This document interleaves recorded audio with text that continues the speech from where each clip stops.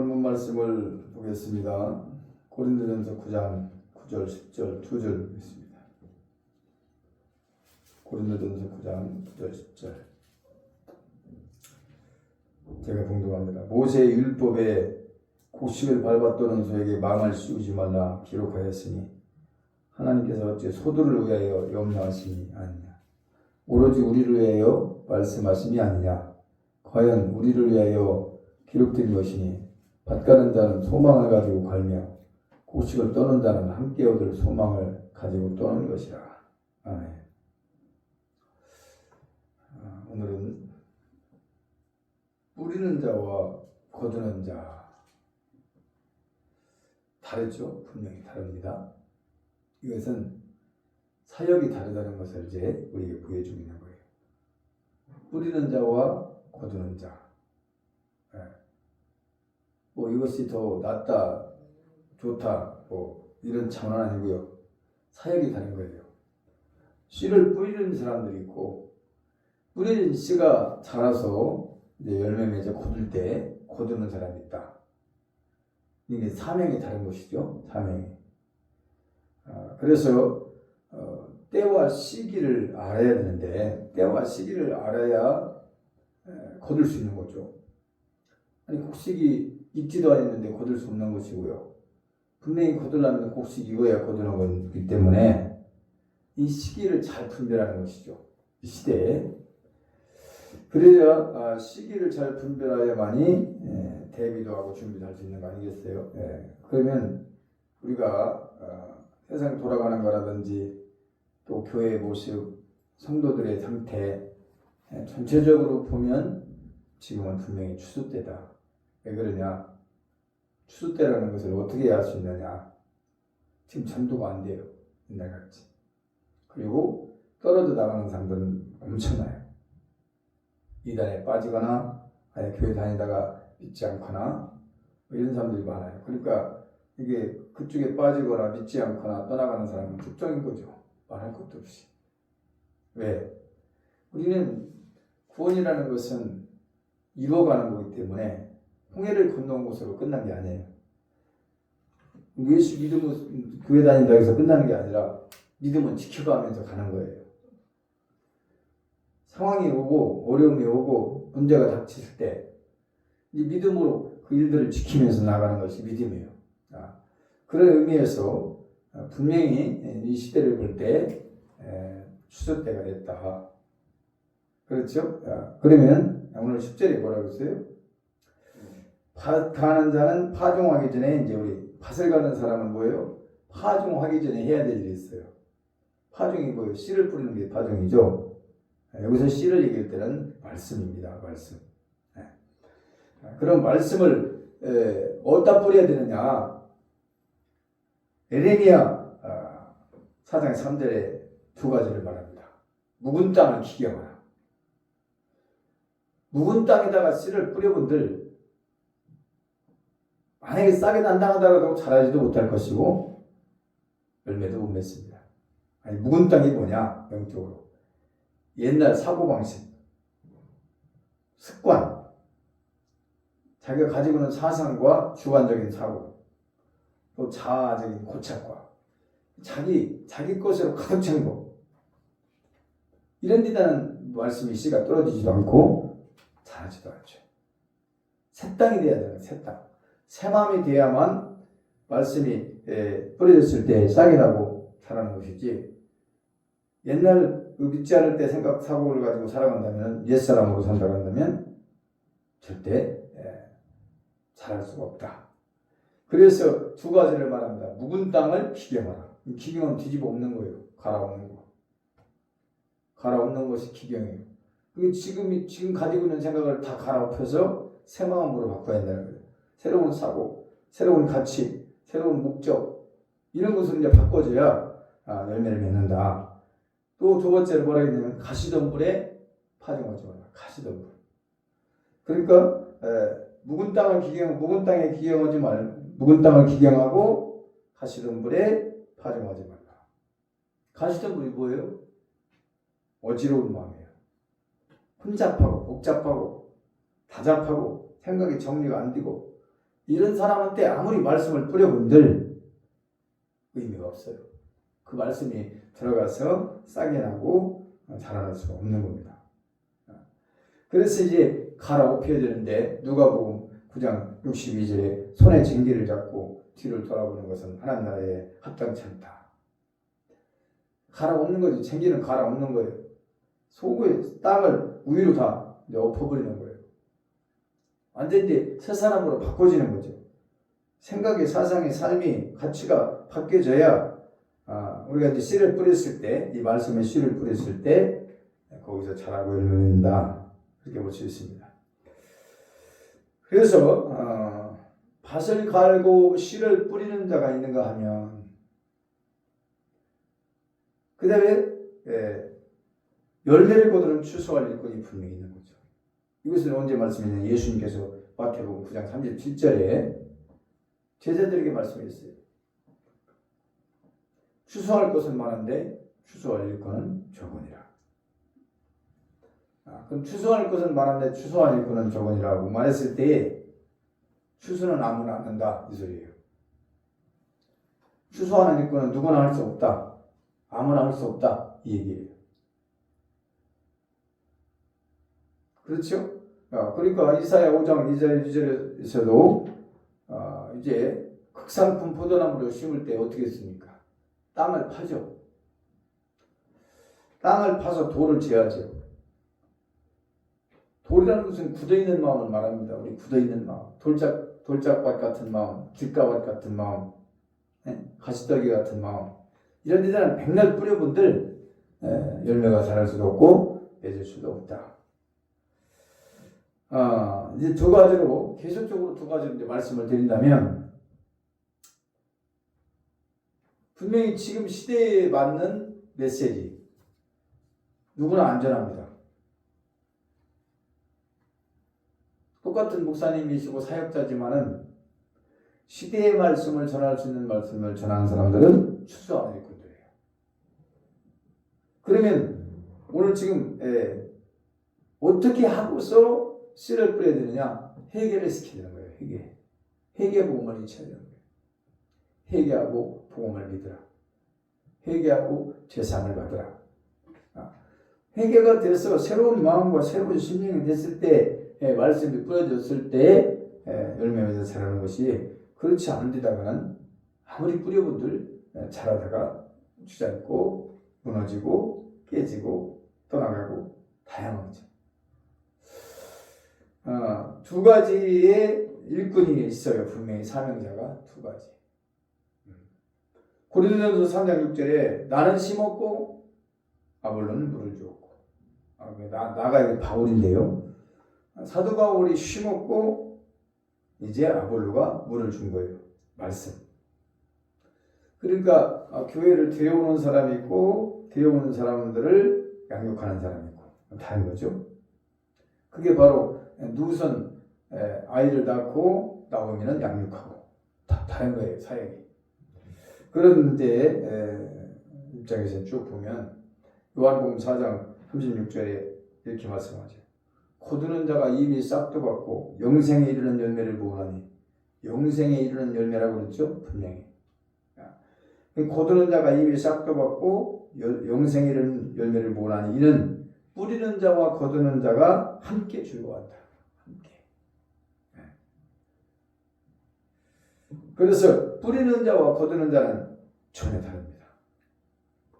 똑같은 사역자라도 뿌리는 사역자가 있고 거두는 사역자가 있다. 또 계절적으로 다 다르죠. 봄에 씨를 뿌리는 것이고 가을에는 거두는 것이고요. 그래서 때마다 시대마다 사역이 다르다.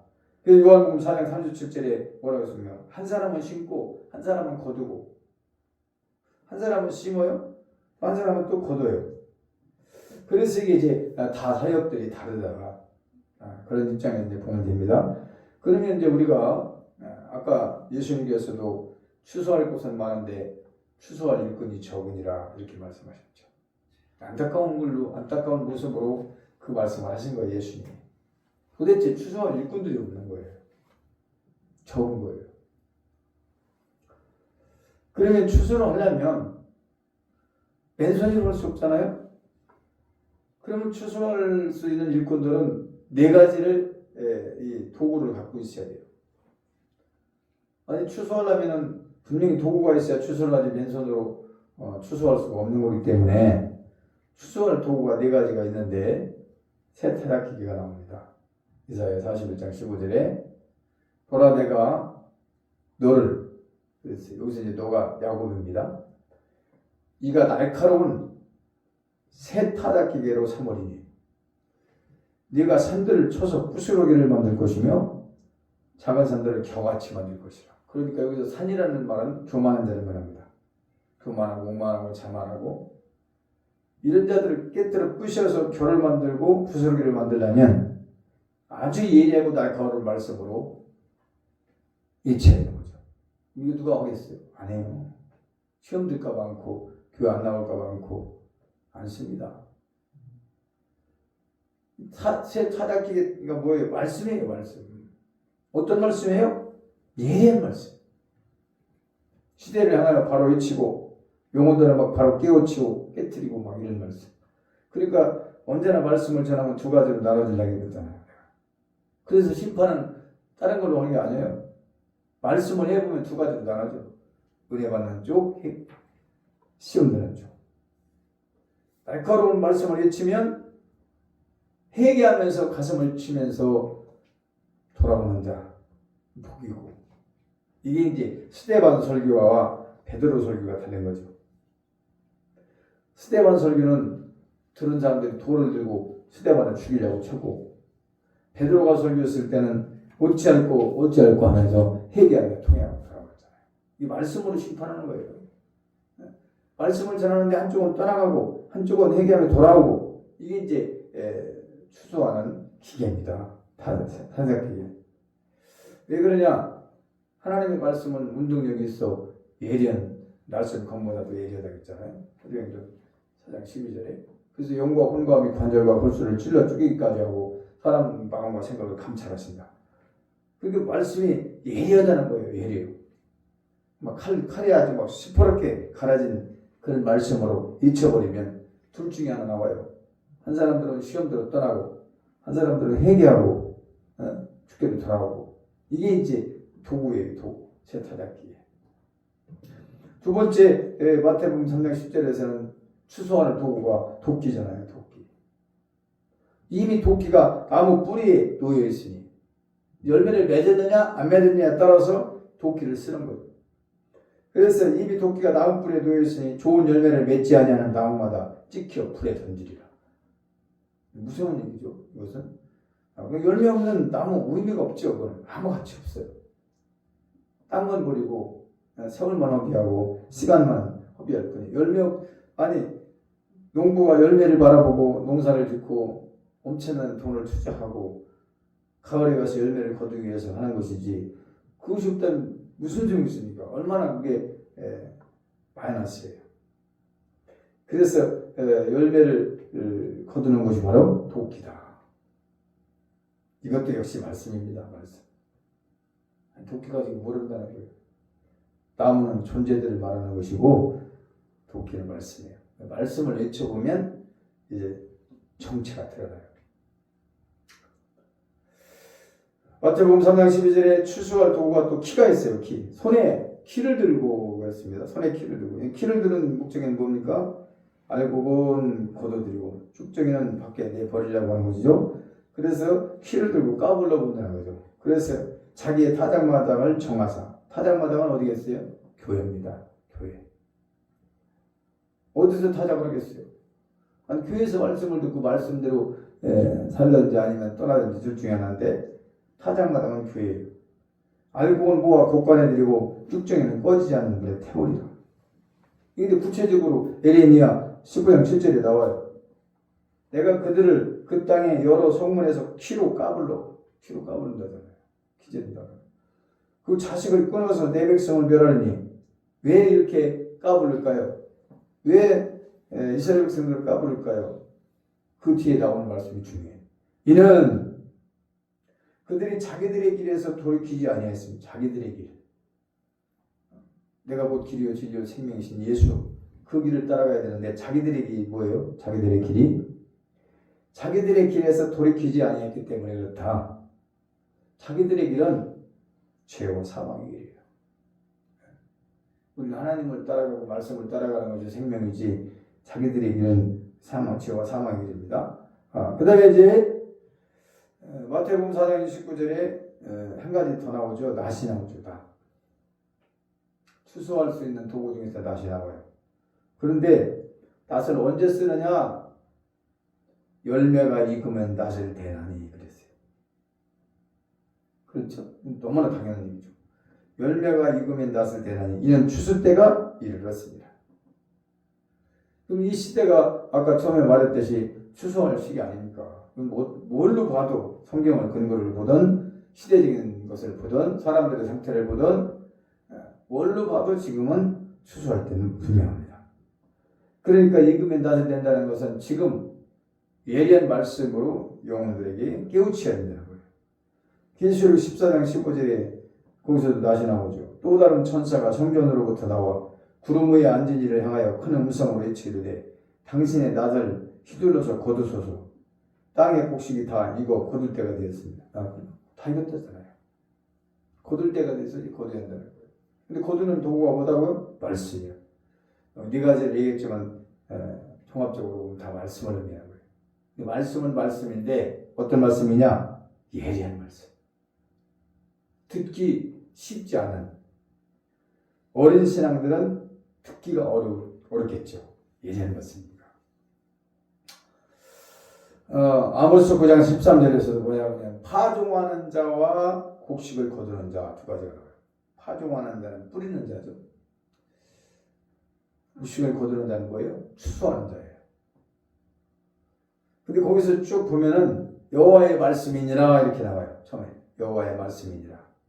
보라 날이 이를지라.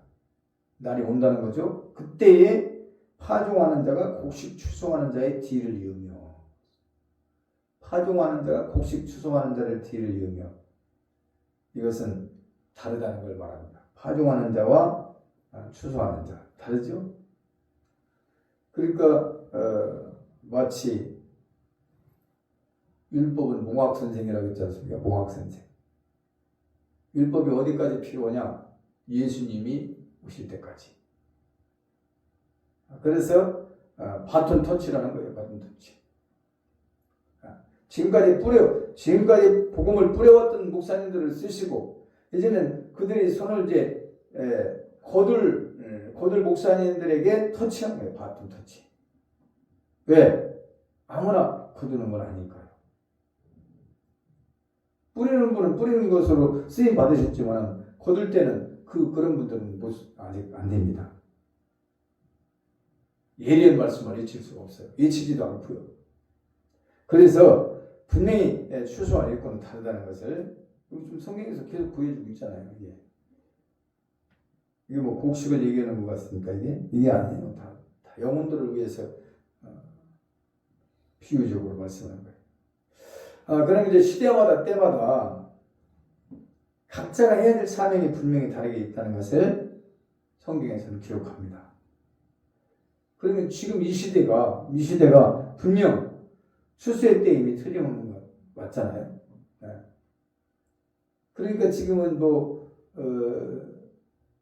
이렇게 봐도 갈수록 지금 줄어들어요. 예수 믿는 사람 숫자가. 이해가 안 가죠. 전도가 될 것 같은데 줄어들어. 우스갯을 쏟아지고 우스갯을 떨어지고 뚝정이들이 날아가고 그런 상황이 있는 것이죠.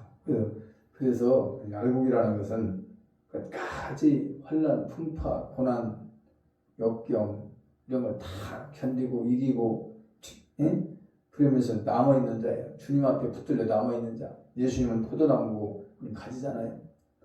가지가 포도나무에 붙어있지 않으면 무슨 열매를 맺겠어요. 예수님 떠나지 않고 끝까지 예수님 붙들고 끝까지 말씀 붙들고 살아가는 자가 구원이 있는 거죠. 그러나 어렵다고 떠나가고 세상으로 가고 향락해락 쫓아가고 이런 구원에서 이제 벗어난 거죠. 끝에 가봐야 알아요. 누가 남아있는 자인가? 너무나 막연하게 우리는 교회 다니면 다 천국 갈 걸로 착각을 하는 거예요. 교회 다니는 곳으로 천국 가는 게 아니에요. 예수를 믿어야 되는 거예요. 믿는다는 건 또 뭐예요? 지키는 거예요. 근데 너무 쉽게들 생각하잖아요. 뭐 집회 같은 데 가서 구원받은 사람 손들어 보세요. 손들었다고 구원입니까? 웃기는 짓도 하는 거예요. 우리가 바로 이쳐서 이 시대를 깨우는 것이 추수할 수 있는 일꾼들인 줄로 믿습니다. 그러니까 이제 추수할 일꾼들은 어쩌면 순교할 수도 있어요. 순교를 당할 수도 있어요. 바르게 말하니까. 누군가 바르게 해치해야 되는데 분명히 해치려고 하면 잘 않죠. 몸살이고. 그러나 누군가는 그 일을 또 해야 돼요.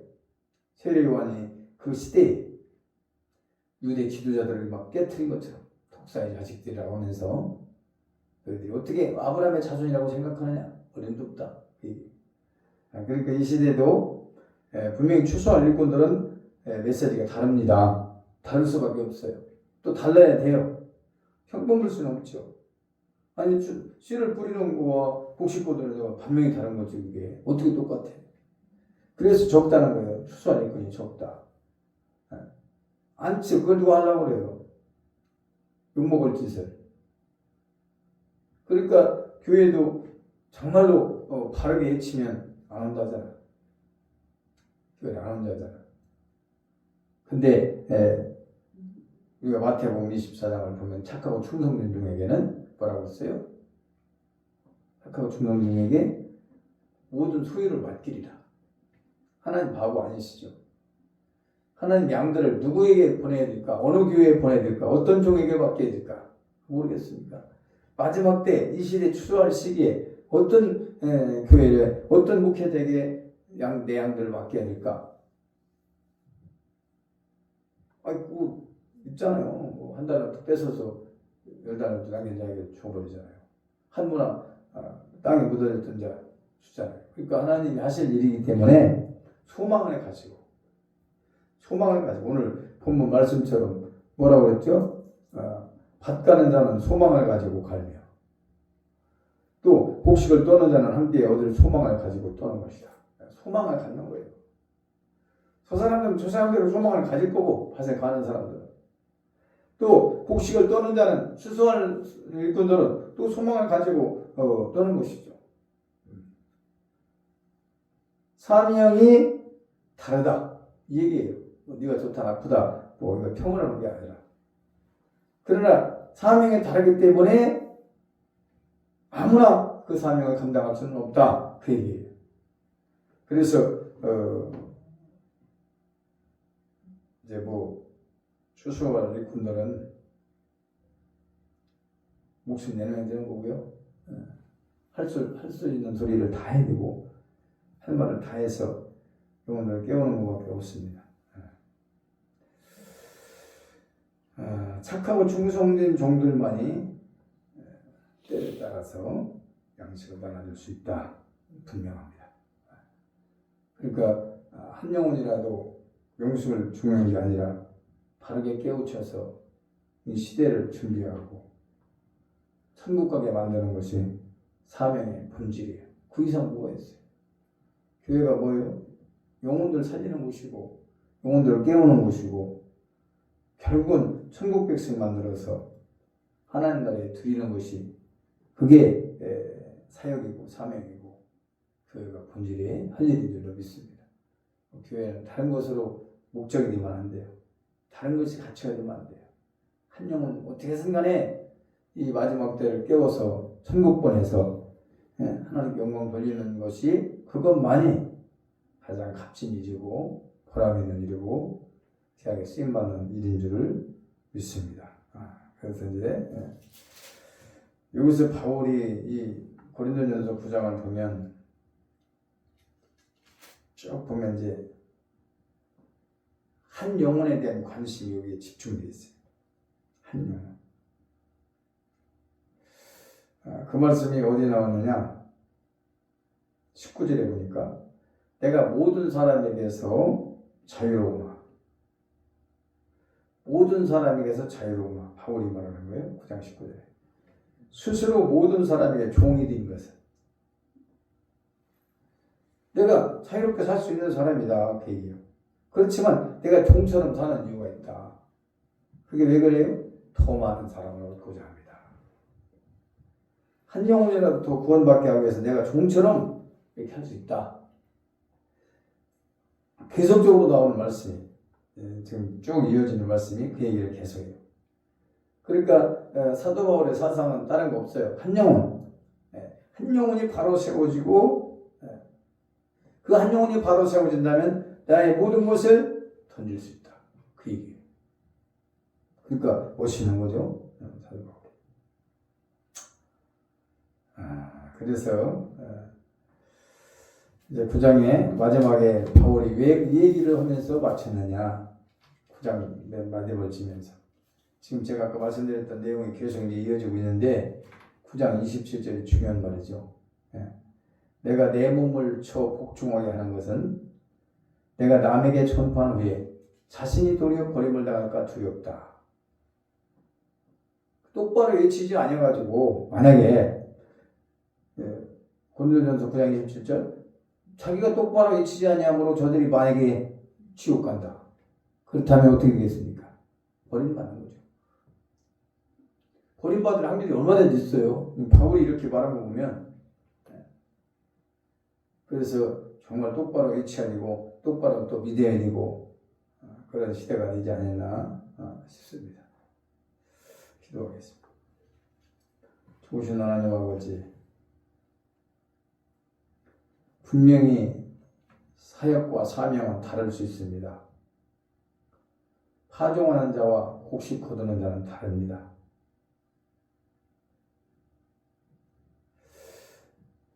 추수할 일꾼과 씨를 뿌리는 자는 다릅니다. 이 시대는 누가 필요한가? 예수님께서도 마태복음 9장 37절에서 추수할 곳은 많은데 추수할 일꾼이 적으니라. 예리한 말씀을 가지고 그 말씀의 도구를 가지고 심령들을 깨뜨리고 심령들을 새롭게 변화시켜 회개시켜 영혼을 회복시키고 살리는 일에 이 마지막 때 해야 되는 줄 믿습니다. 그러기 위해서는 듣기도 싫은 말이고 외치기도 쉽지 않은 말씀이기 때문에 누구나 하려고 하지 않습니다. 그러나 꼭 해야 되는 것이 마지막 때 사명인 줄 믿습니다. 그 일을 위해서 남은 삶과 남은 사역을 감당할 수 있도록 축복하여 주시옵소서. 감사드리오며 예수 이름으로 기도합니다.